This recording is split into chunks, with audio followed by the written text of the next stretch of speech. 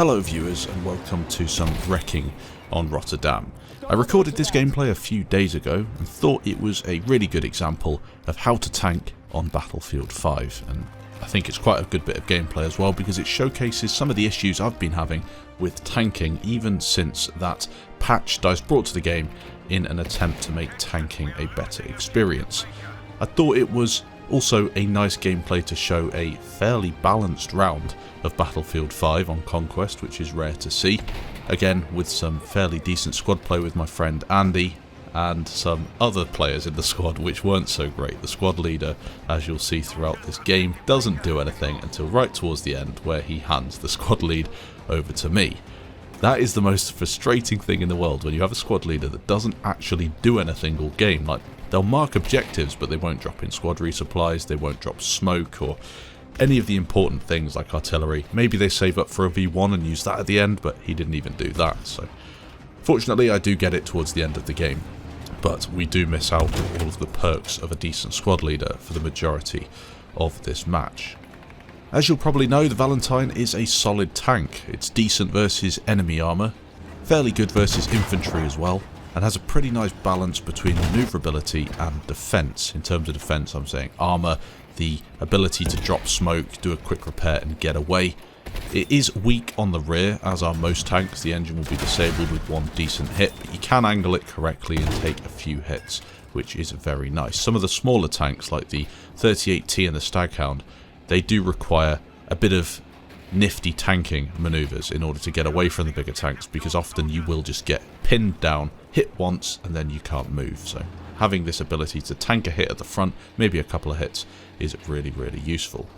So starting out, it's probably a good position here to explain what I'm doing on Rotterdam here. I've got enemies all around me on this BD stretch next to the water. There are 3 tank resupplies along this edge, all of which actually have to be built at the start of a match, which is really annoying, especially if you don't have a gunner. You then have to get out of your tank to resupply, or at least build the resupply. That's really annoying. And you get in positions like this where there are enemies around me. They can kind of weave through the boxes and get into these positions where you can't deal with them. And in a tank like this, it's kind of difficult. You can't point the turret down too far, especially off the edges, so you're forced to sit back, and that's where you do see a lot of camping tanks in positions like this. Is there any way around that? I don't think so. It's just about the map design. I think it works quite well personally. It leads to some fairly interesting infantry versus tank gameplay. You will see a couple of people though get absolutely blasted as they attempt to sneak up on the tank, and I see them. I've started using this third person a lot more on Battlefield 5 to get into these positions where I can kind of see them come in, line up both the reticles, which is really important, and then obviously blast them. Those reticles on screen as well in purple. I use purple because it's more vibrant, it's easier to see, I suppose, and you have 2 reticles. You have the little circle, which is where my mouse is aiming, and then the 2 kind of brackets either side of it, which are showing the player where the turret is currently, so you have to kind of line them both up. You can fire a little earlier, or kind of bounce the tank off the ground, if that makes sense, and kind of swing it and hit things that way. It takes a bit of practice to do that. Or you can like break the tank and kind of swing the turret down or up a little bit. More difficult to do, but for the most part just line both of those up and you'll be fine. A bit of manoeuvrability here. You can see the Valentine's not bad at doing this, reversing through kind of tight sections, getting away. You'll struggle to do that with, say, a Churchill or a Tiger. They're too big. Those big tanks will fit down here, but really not manoeuvrable enough, not nippy enough to get away. Pushing flags in tanks is so important. It's one of those things that you don't often see in Battlefield 5. You see tankers sitting back.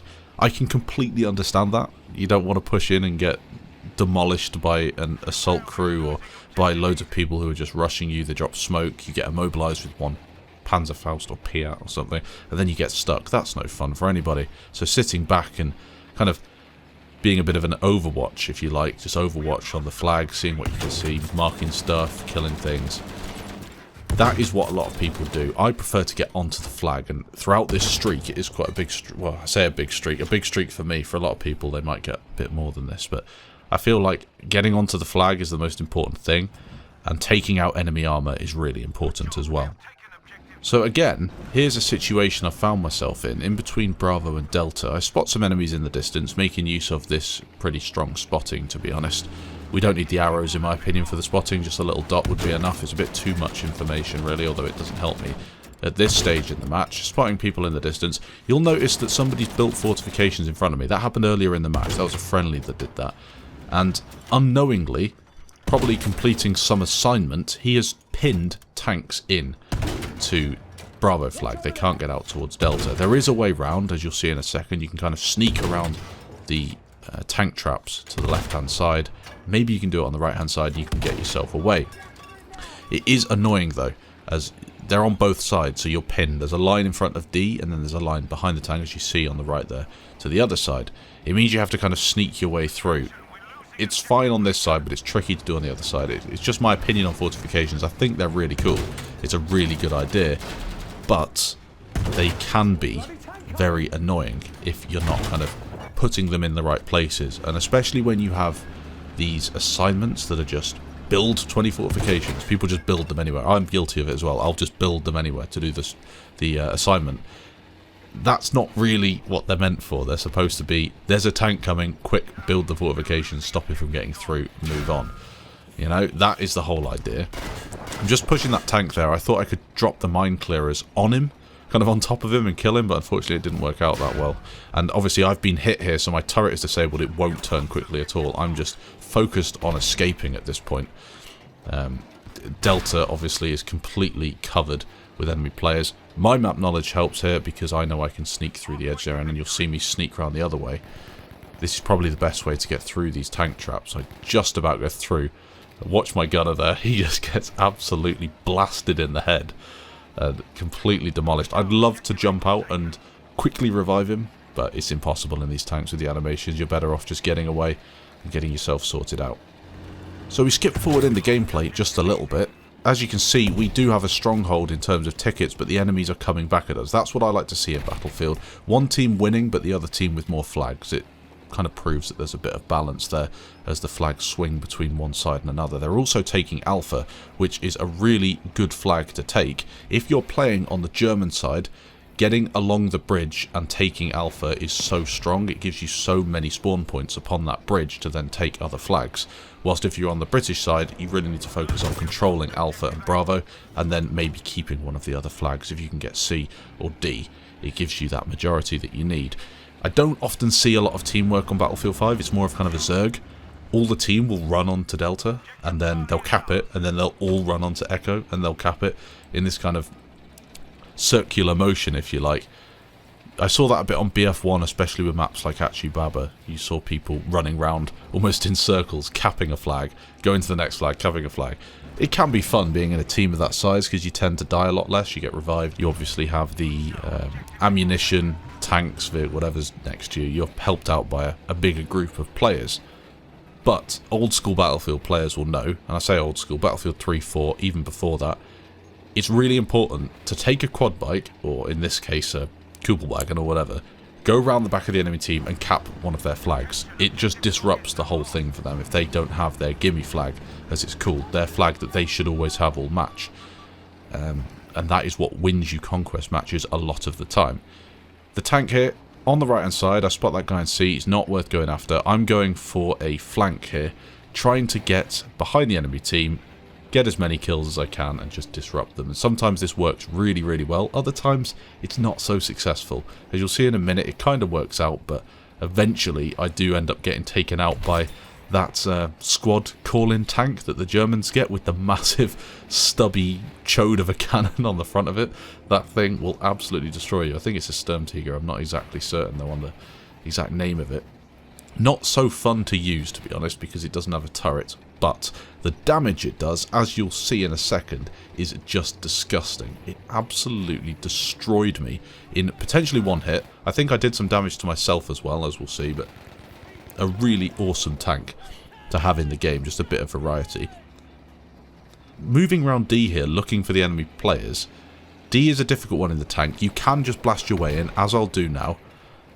Luckily, I've resupplied my mine clearers. I spot that enemy tank in the distance, push towards him, hit him with one hit, drop my mine clearers on him and everything around him, and bang. Get him taken out of there, back out of D, took minimal damage, still have 24 shells, but straight away it's really important to resupply in case another tank pushes me. That's what you have to do. And as you see on the side, there is a tank there on the left. I smoke, hopefully it doesn't see me. And then, very unsneakily I think, I try and take him out, and that's probably what my downfall was. As he doesn't have a turret, I could have done a far better job, as you'll see in a second. But whatever, it's only a game of Battlefield. I wasn't too annoyed at losing the streak. Lots of enemies around me here. Again, third person, it's so important to use this. The speed of just being able to fire in third person, it might only be half a second between going ADS and aiming, but it definitely does aid your gameplay. This is a sneaky little assault player. There we go, the splash damage, 80 hit. Now, he has no choice. He should jump in the water there. That's his only escape from the tank, but he doesn't. He tries to tank it, and there's the snub-nose tank in the distance.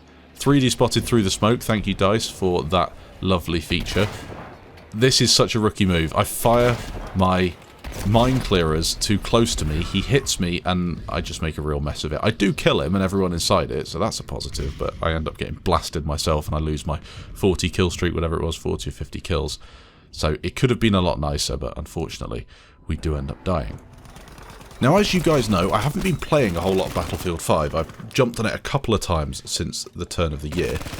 I'm using a weapon here, the Type 2A, which I've just ranked up to rank 4. In this game, I ranked up to rank 4, or in fact, this play session, it was the game before this, I got it to rank 4. So I'm trying it now with a 50-round magazine and the hipfire spec, the bottom left in the specialization tree.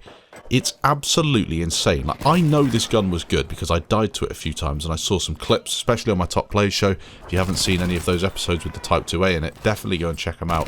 This thing is broken beyond belief.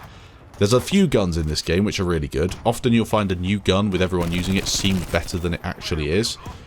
But I would say this Type 2A is completely justified of that title of being a busted SMG. It is so damn strong.